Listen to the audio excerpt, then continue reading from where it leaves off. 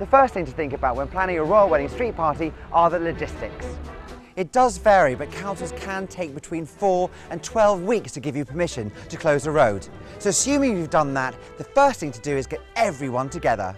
So one of the most important things when running a street party is the budget. Ron here is doing this one. Ron, how are you getting on with it? We're going on great. We've got loads of finance coming in. All the residents are donating £5 a head or £15 a family. We've got a bank account. We've got a project manager. It's all set up. We've got a great committee working.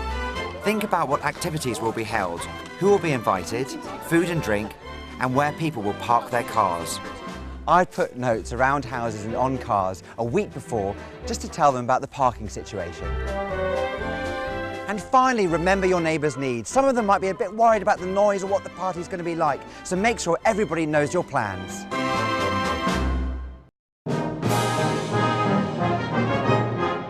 Prince William and Kate Middleton are getting married on the 29th of April 2011 here at Westminster Abbey. It's even been declared a bank holiday so everyone can celebrate. So what better way to mark it by having a traditional royal street party? Street parties started in 1919, held in July as peace teas, a celebration of the signing of the Versailles Peace Treaty after the First World War. And they've gone on to celebrate major royal events and local celebrations. So Ron, street parties are a really big tradition in the UK. Why do you think that is? I think it's because people just love to get together. Relationships are so important, and so many people live next door to people they don't know. And it's a good way of getting people out into the street, talking together, and building up relationships. For all your royal party tips, log on to itv.com/daybreak. When the 29th of April arrives, you need to make sure that you're well prepared so that your royal wedding party runs smoothly. Even though you've warned the neighbours about moving their cars, make sure you do an early morning check to ensure the street is clear. Make a checklist. Food, music, bunting, make sure that everybody has an allocated role. And don't forget what you're there for. Make sure you have a place to watch the actual wedding. So Caroline, where are you actually going to be watching the royal wedding? Well, there'll be 2 locations. We'll have a big hall next to the church where we'll have big screens, and the pub locally has also agreed to have big screens, and people will be able to watch it free there. But I'd say the easiest option to have the party after the wedding. The ceremony starts at 11 o'clock, so it's like you're having your own wedding breakfast. And finally, don't forget the clear up plan. Just as you did before, allocate jobs for everybody. And remember, recycle. For your full royal party pack, go to itv.com/daybreak. Food is always the centre point of celebrations, and when it comes to your royal wedding party, my top tip would be to keep it as simple as you can. Now, the most important thing is communication, so everybody knows exactly what they need to bring. Hi Sarah, now you're in charge of the food for this fantastic event. Yeah, we've decided to go for a traditional afternoon tea. Lovely. So we'll be providing various things sort of that we've bought centrally from the budget, quiches, sausage rolls, those sorts of things. Yeah. And then we're asking everyone to bring some sandwiches and some scones on the day so that we can go for the full clotted cream jam. Oh, how lovely. And so what sort of tips would you give to people if they're planning their own party? So we've got a food committee that feeds into the main committee as well. Wow. And then we've got email, we've got the website, and all the information's on there. And we're also going to be giving letters out to everybody when they buy their tickets. A well and truly planned event. I think I might come here for some food. Absolutely. Brilliant. To get your own royal party pack, log on to itv.com/daybreak.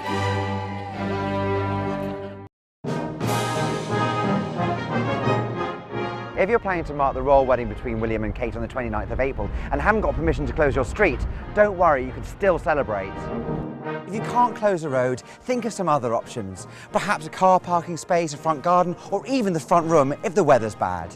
What are your top tips on how to have the perfect street party? Well, obviously organisation, distributing the roles, doing a lot of door-to-door as well to get ideas from people. And we've met so many interesting people and a lot of different backgrounds, and people are talking to each other in the street now and recognising each other, so it's really lovely. Why not ask your local church to see if they want to get involved? They might have grounds big enough to host your own royal wedding party. If you live in flats or have no access to the street, why don't you organise a residents' meeting where you can have a party in the park? For more information, log on to itv.com/daybreak. One of the key elements to a successful royal party is plenty of activities.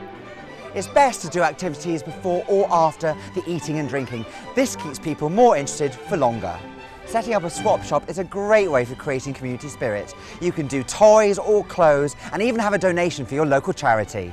And do all the kids know why they're going to be having this party? I think they're really looking forward to having the street closed off so they can play in it, and they all know about Kate and Will's getting married. Are you looking forward to it? A great way of keeping the kids entertained is by ball games or even royal cards. What are you guys doing? Well, we've got lots of entertainment for the children. We've got a football tournament, a scavenge hunt, we've got chalk drawing on the pavements, we've got children's entertainers, bouncy castles. Brilliant. And if you want to get creative with food, Have fun and have a cake decorating competition. Come on guys, grab a cupcake and let's get drawing with some icing. Look, you've got some little cherries on top. These little sprinkly bits there.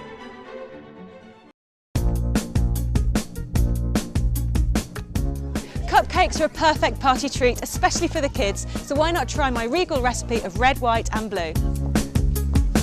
So the first thing you need to do to make your cakes is beat together some caster sugar, butter and vanilla extract until you have a really light and fluffy mixture. Now the next stage, you just want to add your eggs one at a time with a spoonful of flour with each one, just to stop the mixture from curdling. And then just add the remaining flour and a couple of tablespoons of milk, and then beat together until you have a soft consistency. And then this can be spooned into your muffin cases, which are inside your muffin tin. And then pop these in the oven until they're lightly golden and risen. Now for the icing, you need to beat together some butter, icing sugar, vanilla extract and a little milk until you have a light creamy consistency. And then I've taken a third of this and I'm going to pipe 4 of the cupcakes with the white icing. And then the remaining 2/3 you can colour blue and red.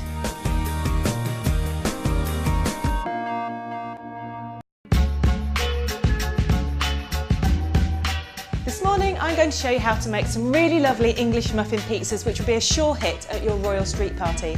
Now first of all I'm going to make the sauce, so in with some tomatoes, tomato puree, dried oregano, caster sugar and some olive oil. Place over a low to medium heat for about 10 minutes until the sauce is nicely thickened and reduced in quantity by about a half. Now once the sauce is done, you want to spoon on top of your muffins which have been halved and lightly toasted on both sides. And then just add your chosen toppings, depending on who you're cooking for and whatever ingredients you fancy, it's entirely up to you. You could do ham, pineapple and cheese for the children, or if you want to do a nice vegetarian option, you could use some cherry tomatoes, courgettes, some mushrooms or even some red pepper. And then scatter it with some cheese, and then once they're all done, you just pop them under the grill until they're lightly golden and the cheese is bubbling. And the best thing about these pizzas is that they're delicious eaten both hot and cold.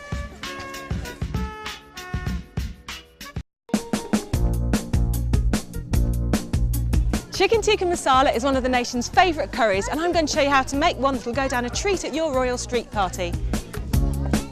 Now first of all you need to take some diced chicken breast and mix it with some natural yoghurt and an either bought or homemade tandoori paste. Once mixed, place in your fridge overnight to marinate and then it will look like this. Pop in the oven for about 15 minutes until just cooked through. Of course for full recipe details you can log on to itv.com/daybreak. And then while the chicken's cooking, you can make your tikka masala sauce, and for that you'll need to put some chopped tomatoes, some cream, some garlic and some ginger into a blender and then just liquidise until smooth. And then into a hot pan with some cooked onions, I'm going to add the spices. In with some chilli. Now it's best to keep this curry medium to mild, but you can make it hotter if you want to. And then you want to add your cooked tandoori chicken pieces, the tomato cream and some hot water.